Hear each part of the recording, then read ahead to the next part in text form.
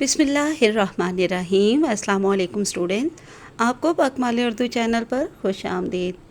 Students, हम 10वीं जमात की उर्दू की नई मॉडल दरसी किताब में से पढ़ाई कर रहे हैं और इस सिलसिले के हमने तमाम असबाक, अल्फाज, मानी और तफ़हीम इबारत, इबारतों की तशरीह मुकम्मल मश्की हल के साथ पढ़ लिए हैं। उसके बाद हमने एक नई सीरीज़ शुरू की थी कि असबाक के ख़ुलासे, मरकज़ी ख़्याल और उनमें दिया गया मुसन्निफ़ की तरफ से अहम पैगाम और पूरे सबक के अहम नुकात, ये हमने कल ही मुकम्मल किया है आखिरी सबक के साथ। इसके अलावा हमने अभी हिस्सा नज़्म, हिस्सा गज़ल जो हैं वो भी मुकम्मल तौर पर एक एक शेर की तशरीह, मफ़हूम, मुमासिल अशार के साथ, फ़नी मुहासिन के साथ आपको करवा दिए हैं। तफ़हीम अशार, मश्की हल, तमाम कवायद सब कुछ करवा दिया नोट्स बुक में से। तो अब हमने असबाक के बाद ये सोचा है कि अब हम हिस्सा नज़्म के ख़ुलासे, मरकज़ी ख़्याल, पैगाम और अहम नुकात देखेंगे। वैसे तो मैं चाह रही थी कि पहले आप लोगों को हर सबक और नज़्म गज़ल के शुरू में दिए गए जो सवालात हैं, वैसे मैं वो सारे ही तकरीबन आपको करवा चुकी हूँ कि पढ़ने से पहले पूछिए में जो सवाल होते हैं वो क्योंकि मोस्टली जो है हिस्सा कवायद से ताल्लुक़ रखते हैं, इसलिए वो भी दोबारा करवाते हुए जो मशकों में दी गई ग्रामर है उनकी तारीफ़ें मिसालों के साथ मैं आपको हैंड रिटन नोट्स फॉर्म में करवा दूँ। लेकिन क्योंकि कवायद हमारे फेडरल बोर्ड के उर्दू के पेपर में 15 नंबर के कसीरुल इंतखाबी सवाल जवाब और 6 नंबर का हिस्सा कवायद, यानी कि 21 नंबर का, 75 में से 21 नंबर का हिस्सा कवायद हमें अच्छी तरह से तैयार करना और पेपर में अटैम्प्ट करना होता है। तो इसके अलावा भी तफ़हीम अशार में भी बाज़ औक़ात जो है वो कवायद से मुतालिक सवाल पूछा जा सकता है कि शेर नंबर 1, 2, 3, 4 या 5, यानी जो 5 अशार तफ़हीम अशार में दिए होते हैं और उनके मुताल्लिक़ा सवालात जो नीचे दिए जाते हैं, तो उनमें भी बाज़ औक़ात के शेर नंबर 1 या 2 में या 5 में या 4 में किसी में भी पूछा जा सकता है कि कौन सी सनत इस्तेमाल की गई है, या फिर उसमें जो फ़नी मुहासिन इस्तेमाल किए गए हैं उनके बारे में बताएं, या इस तरह का कोई भी सवाल आ सकता है। तो इसलिए हमारे लिए कवायद मोस्ट इम्पॉर्टेंट हैं, बहुत ही ज़्यादा अहम है, उन पर हमें बहुत ही ज़्यादा तवज्जो देनी है। तो उसको मैंने थोड़ा सा मज़ीद लेट किया है कि हमारे पेपर्स में अभी थोड़ा हमारे पास टाइम है, तो उनको मज़ीद थोड़ा लेट पढ़ेंगे, पेपर्स के करीब हो जाएगा। तो अभी हम हिस्सा नज़्म शुरू करते हैं और हर नज़्म के ख़ुलासा भी देखेंगे, मरकज़ी ख़्याल, पैगाम और अहम नुकात। तो इस सिलसिले की आज हमारे पास पहली नज़्म है, नज़्म नंबर 1 हमद, जो कि अमीर मीनाई ने लिखी है। जी तो स्टूडेंट्स, जमात दाहम उर्दू लाजमी नेशनल बुक फाउंडेशन 2025 का नया सिलेबस है हमारे सामने और हिस्सा नज़्म शुरू हो रहा है। नज़्म नंबर 1 हमद, और शायर हैं इसके अमीर मीनाई। और आप लोग सब जानते हैं कि हमद वो नज़्म होती है जिसमें अल्लाह पाक की तारीफ़ और उसकी सिफ़ात का बयान हो, ठीक है। तो ख़ुलासे जो हैं, वैसे तो मुझे एक और नोट्स बुक ऐसी है जिसमें ख़ुलासा दिया हुआ था, मैं वहाँ से भी लफ्ज़ ब लफ्ज़ लिख सकती थी, लेकिन वो बहुत ही मुख्तसर था और उसमें सिर्फ़ 2 से 3 नुक्तों पर मबनी ख़ुलासा था। तो मैंने ख़ुद ख़ुलासा बनाया है पूरी नज़्म को सामने रखते हुए, हर शेर के मफ़हूम और तशरीह को सामने रखते हुए मैंने मज़ीद उसको मुख्तसर करके लेकिन मुताल्लिक़ा बनाते हुए कि ताकि ये इसी नज़्म का पूरा मुकम्मल तमाम अशार के मुताबिक आपको ख़ुलासा जो है वो मिल जाए। तो इसलिए मैं उम्मीद करती हूँ कि आप मेरी इस मेहनत से भरपूर फ़ायदा उठाएंगे और ज़रूर इंशाअल्लाह इस ख़ुलासे को अच्छी तरह समझ कर पढ़ेंगे।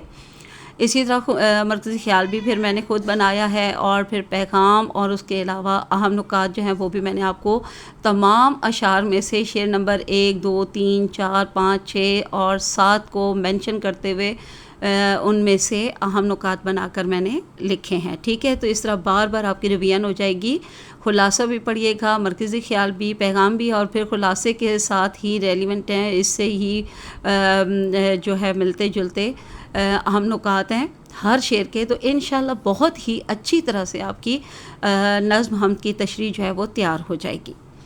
तो ख़ुलासा देखते हैं। शायर अमीर मीनाई ने अपनी इस हमदिया नज़्म में अल्लाह ताला की तारीफ़ व तौसीफ़, वहदानियत, कुदरत और मौजूदगी को खूबसूरत और इरफ़ानी अंदाज़ में बयान किया है।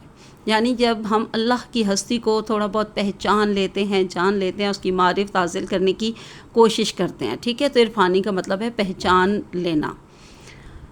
شاعر فرماتے ہیں کہ اللہ تعالیٰ کی ذات سب سے عظیم ہے، وہ کائنات کے ہر گوشے میں موجود ہے، ہر ذرہ اللہ کی عظمت، رحمت اور قدرت کی گواہی دے رہا ہے۔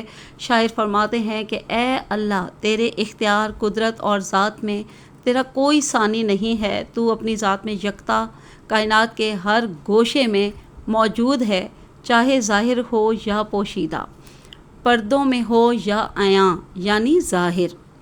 اللہ ہر ایک کی تنہائیوں میں بھی موجود ہے، یعنی جب کوئی بھی اکیلا ہو، تنہا ہو، تب بھی اس کے ساتھ اللہ کی ذات موجود ہے، اللہ اسے دیکھ رہا ہوتا ہے۔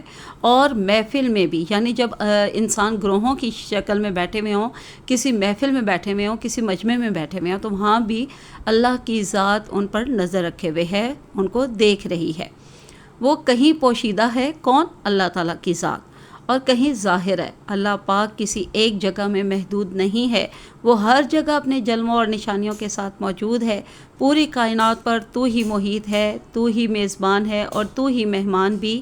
چمن کے پھولوں کا رنگ اور خوشبو دراصل تیری ہی عطا ہے، غور کرنے پر پتہ چلا کہ ان کا باغباں یعنی رکھوالا بھی تو خود ہی ہے۔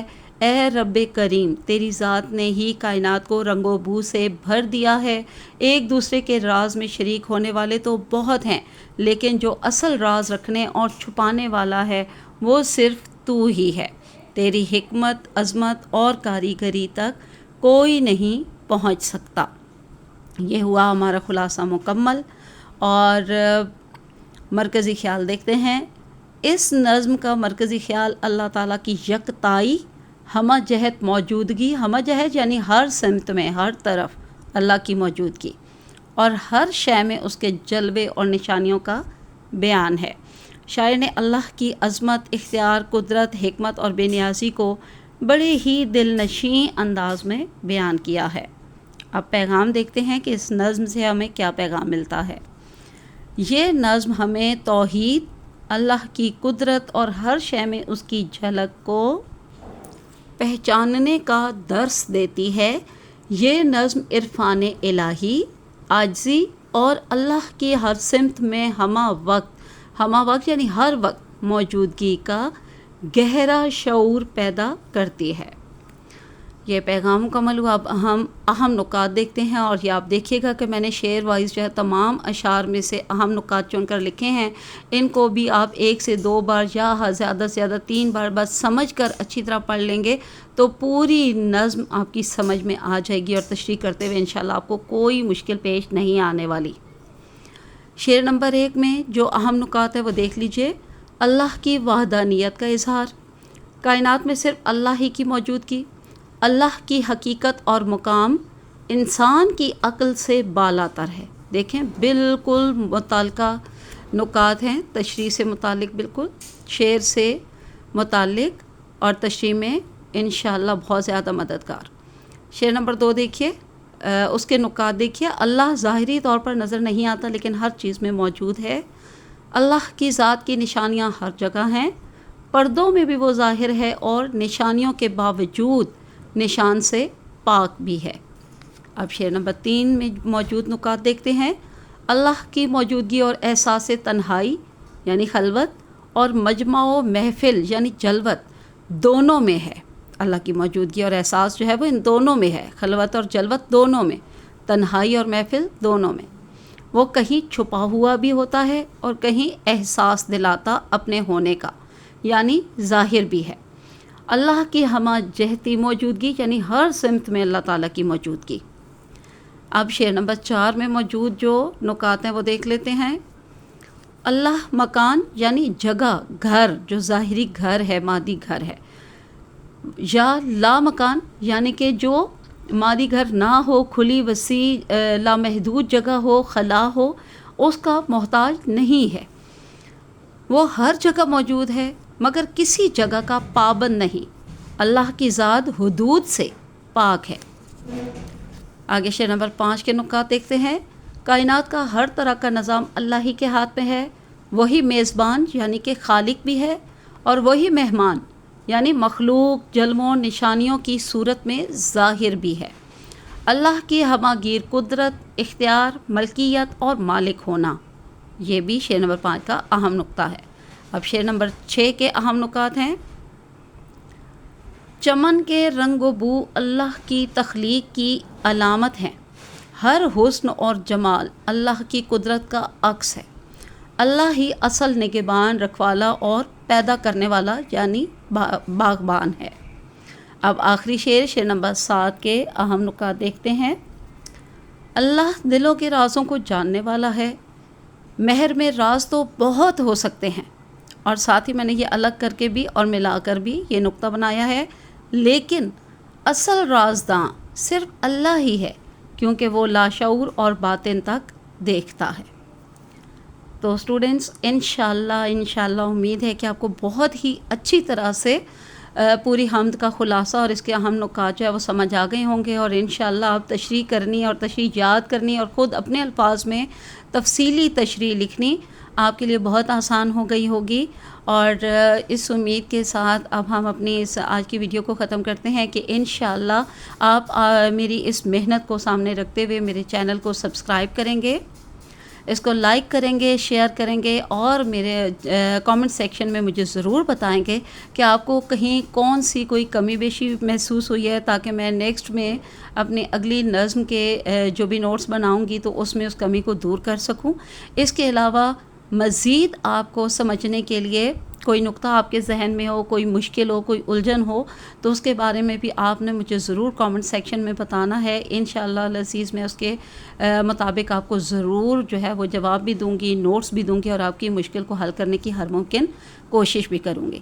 تو چلیے آج کے لیے اتنا کافی ہے، اجازت دیجیے، اللہ حافظ، فی امان اللہ۔